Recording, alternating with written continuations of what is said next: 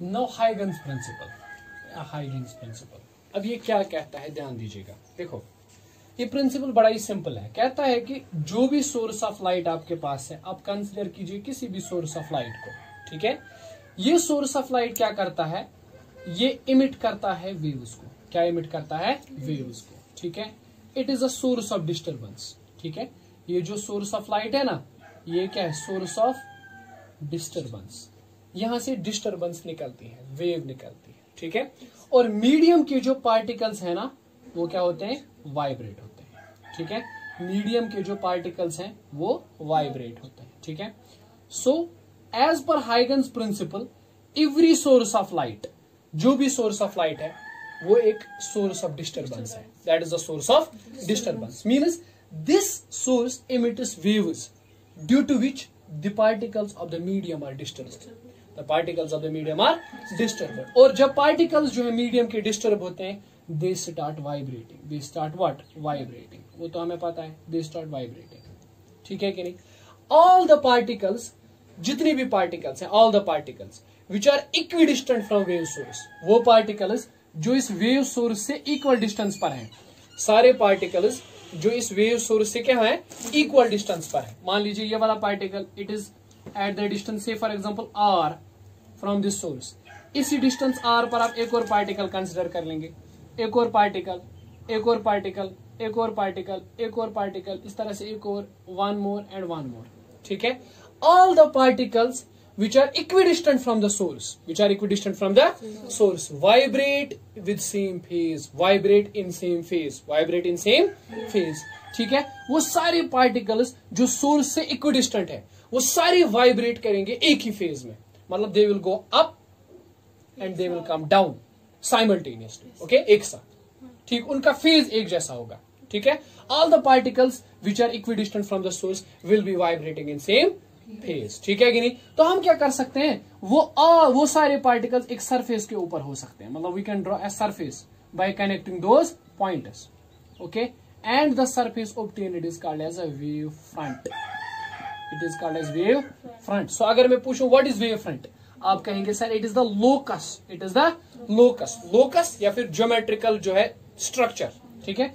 Locus of all points, locus of all points which are equidistant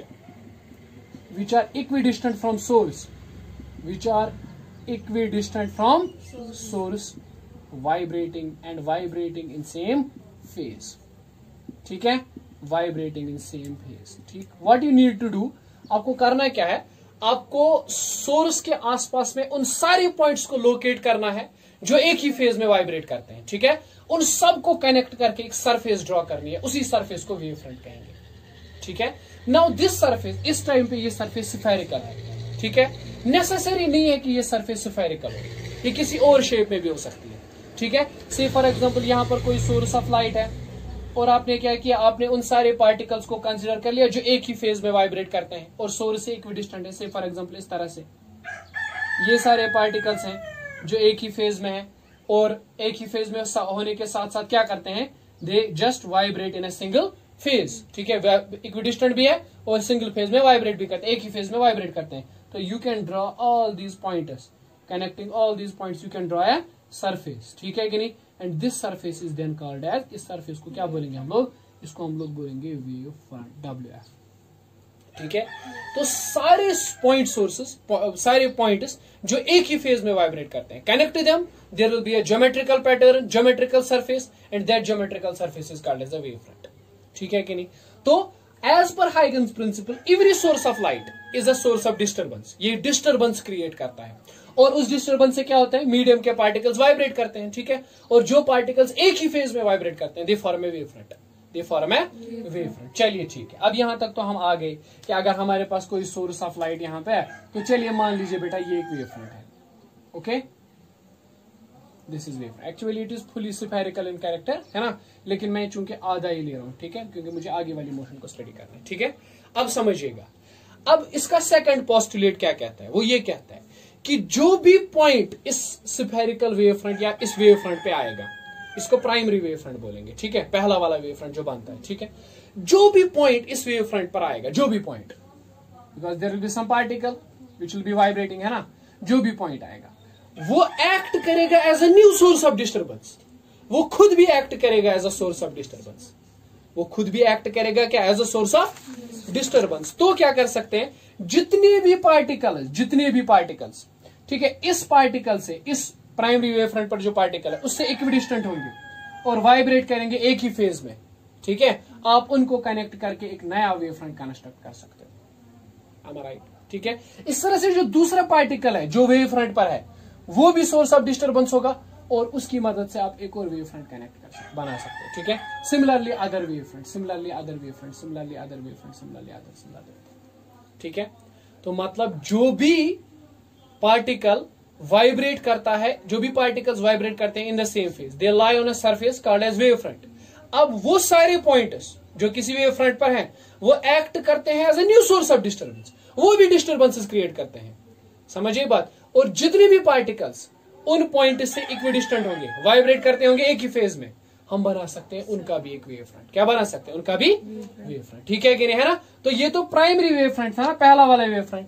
अब इस पर जो पॉइंट्स हैं उन्होंने अपने अपने वेव फ्रंट्स क्रिएट कर लिए, ठीक है कि नहीं।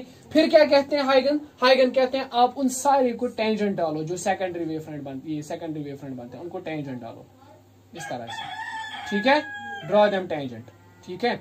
तो जैसे आप टेंजेंट करोगे ना, you will obtain second wave front, you will obtain what, second wave front. अब उस सेकंड वेव फ्रंट पे जितने भी पार्टिकल्स हैं they are also acting as a new source of disturbance, वो भी पार्टिकल्स को वाइब्रेट करवाएंगे, ओके।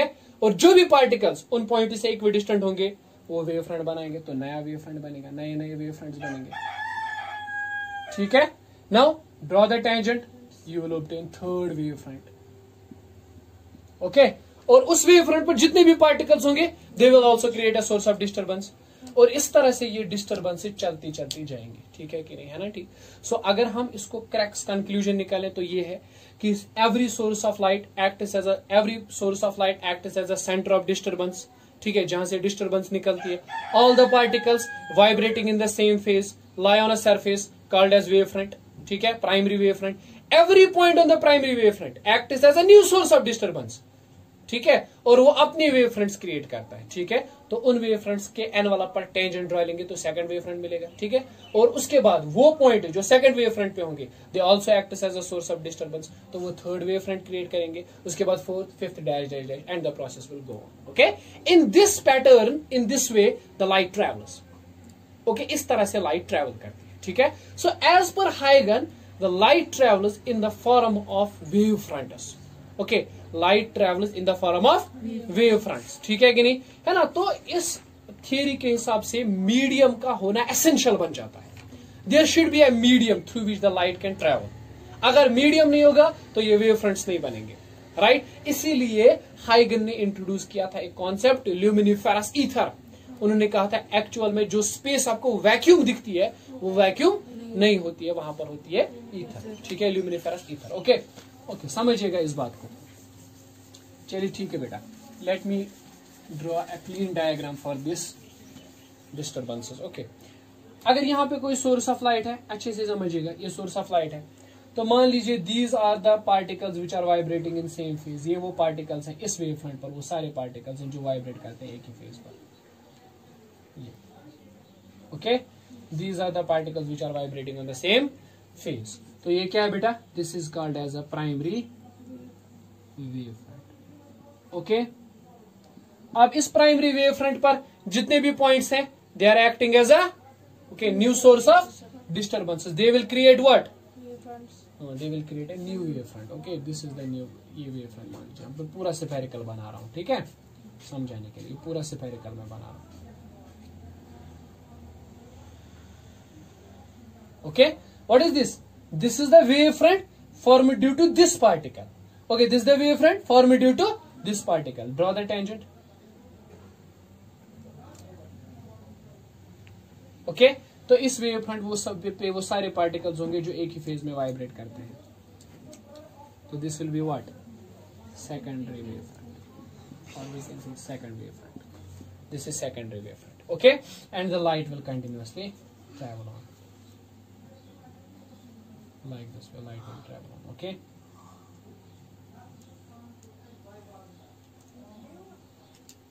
ठीक है ना.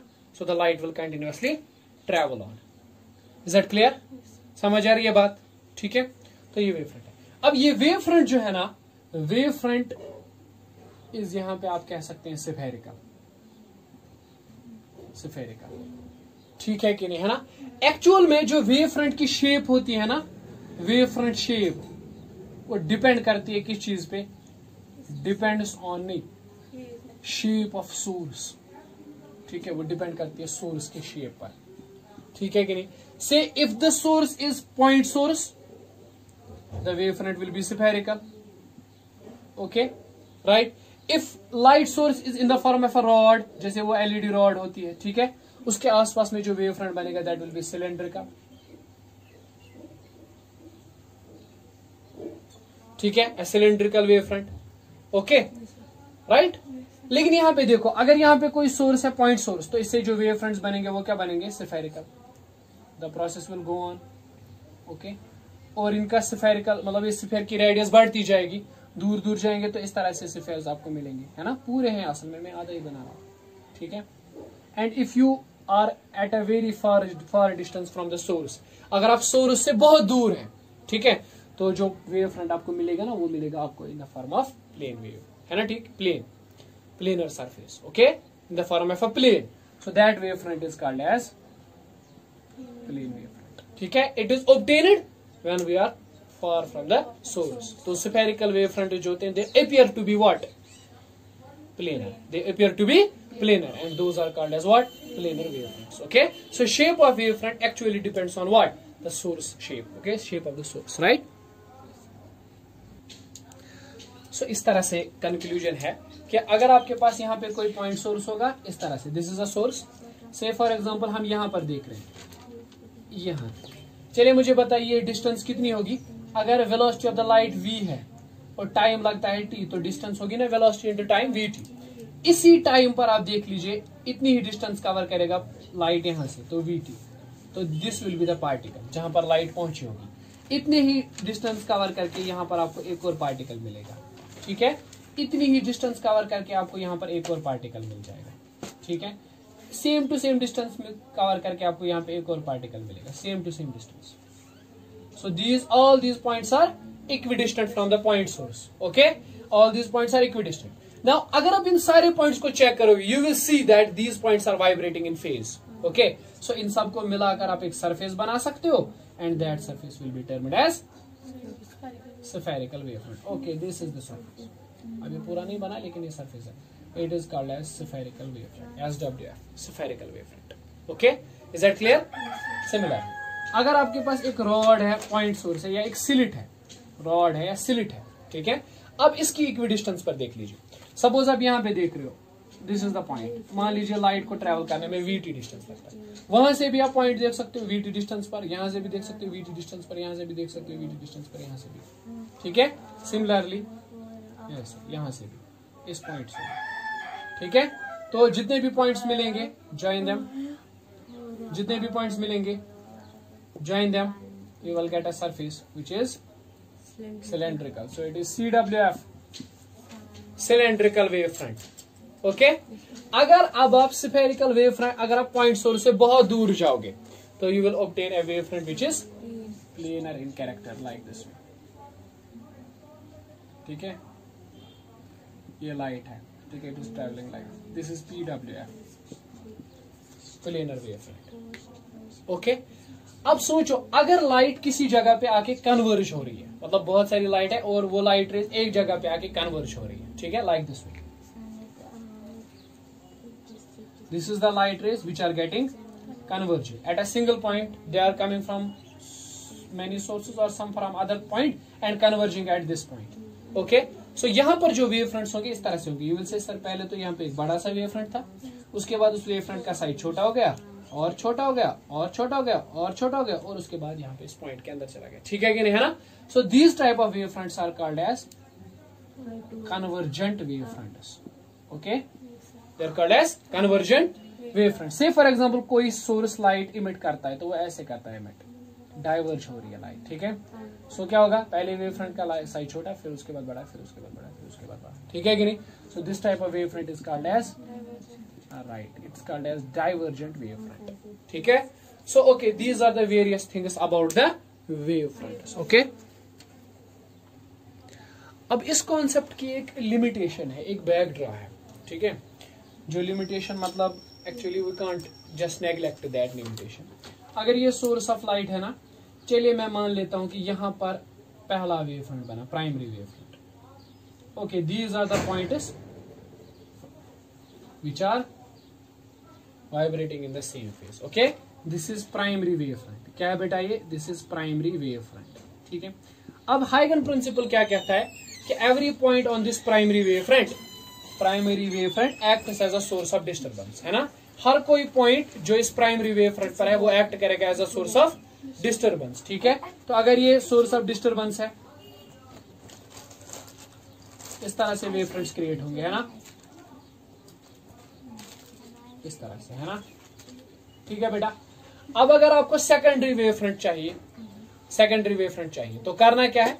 टेंजेंट डालना है. किस पे? इस एनवेलप्स पे, है ना. ठीक, तो टेंजेंट तो दो डायरेक्शंस में पॉसिबल है. कोई कहेगा सर फॉरवर्ड डायरेक्शन में भी टेंजेंट डाल सकते हैं और बैकवर्ड डायरेक्शन में भी टेंजेंट डाल सकते हैं. अगर फॉरवर्ड डायरेक्शन में टेंजेंट डालेंगे means light is travelling in forward direction.